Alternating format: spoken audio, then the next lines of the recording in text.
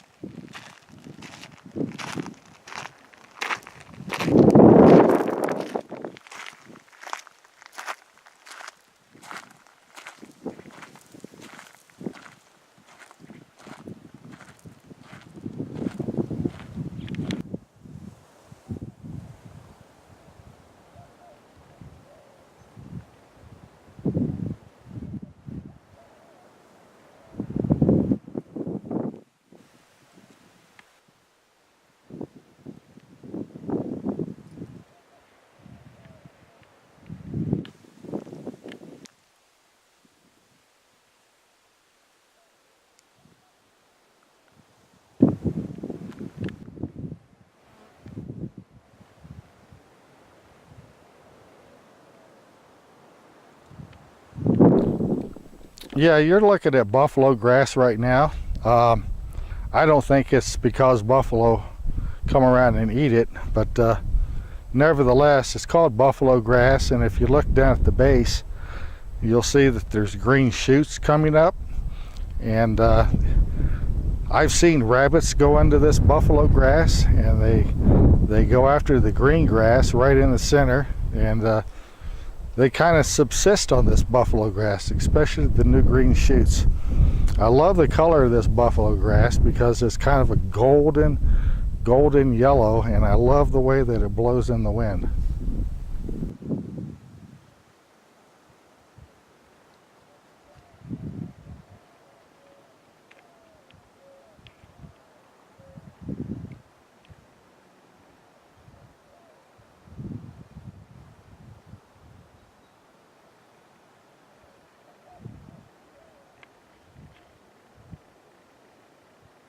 This is a mesquite tree that has either blown over or been hit by lightning. I suspect it's just blown over.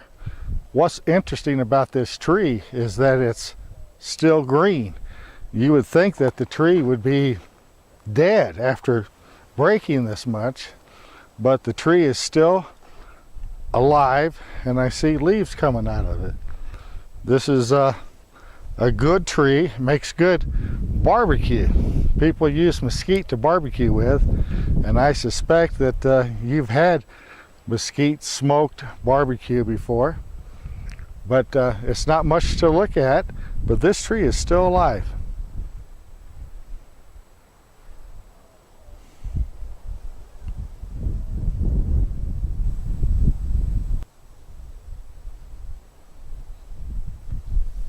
You're looking at a live portion of this mesquite tree. Most of the tree appears to have been dried up and dead, but you're looking at some fresh spring growth coming out of this mesquite tree. You're looking at a prickly pear cactus. This cactus here, it's edible, but I hear it's slimy after you cook it. It's not something I would want to eat. But this cactus looks like it's a little bit water starved. I would say we haven't had rain here for about 4 months. It could use a little bit of rain. But you're looking at a prickly pear cactus, and for arid climates, we have a lot of black oak tree here behind me. And what's interesting about this black oak, especially this time of season, is it has 2 different colored leaves. Some are green and some are yellow. I'm not that familiar with this particular black oak. I don't know if it produces acorns or not, but nevertheless, it is a survivor. Anything that could make it out here in the desert is truly a survivor. Let me describe this black oak to you. It's got some interesting bark on it, almost something that you could texture clay with. I find it an interesting bark, and I also find it interesting the way the branches grow. This tree seems to be going everywhere but up, and the only reason for that, would assume that if it grew up towards the sky instead of out like what it's doing now, that it would probably topple over from the wind. So my best guess is this oak is short to the ground to avoid being pushed over by the wind, and its branches are just going everywhere. But you know, out here shade is a premium. You really need to have shade, because when that sun comes down in the desert, a tree like this can be a real blessing, a nice place to rest and get out of the sun. You're looking at the Oregon Mountains right now. This is the face of the Oregon Mountains that's pointing towards Las Cruces. In other words, when you're in Las Cruces, this is the side of the mountain you're viewing. There's some really interesting rock features here, but all in all, you'll see the desert, the cactus, the creosote, the mesquite, and there's always the sticker bushes with the long needles on them. The variations of color in this particular area range from golden grass to bright green growth,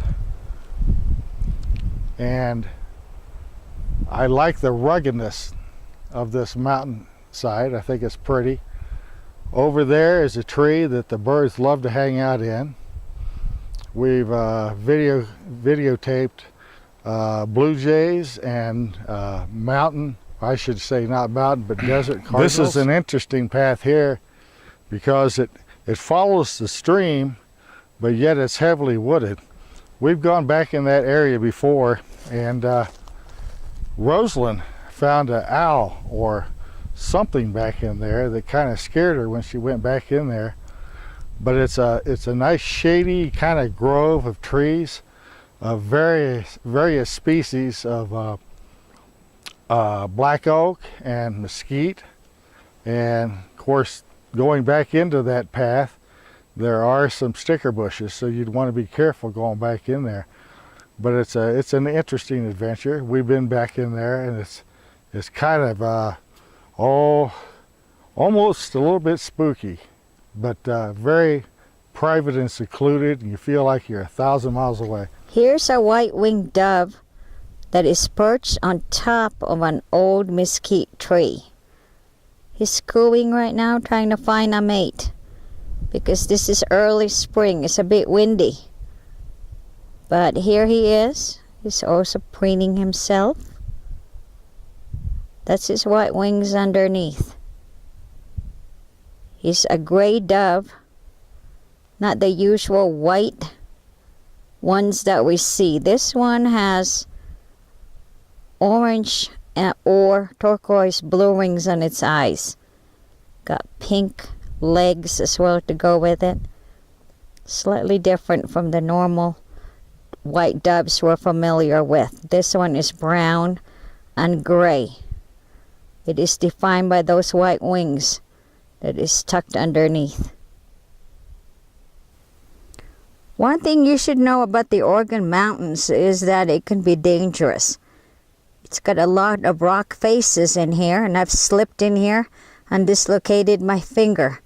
And here's an example of that warning. When the warning is posted, one should really listen to it, because these rocks are very slippery, and right underneath it are more rocks. So the soil on top is basically just a very light covering. You could easily slip. Here's that warning sign. It definitely warns people. It says people have died while climbing in these mountains. Don't attempt climbs or hikes that you don't have the ability, equipment, or the time to accomplish. And that means you need to have water on the way out and in. Hike or climb with at least one other person. Leave word where you are going and when you will return. Leave rattlesnakes alone, and they will leave you alone. Take water and appropriate clothing with you. There are snakes all over the place, but they will literally slid over or rattle to warn you if you run into them. So just don't bother them.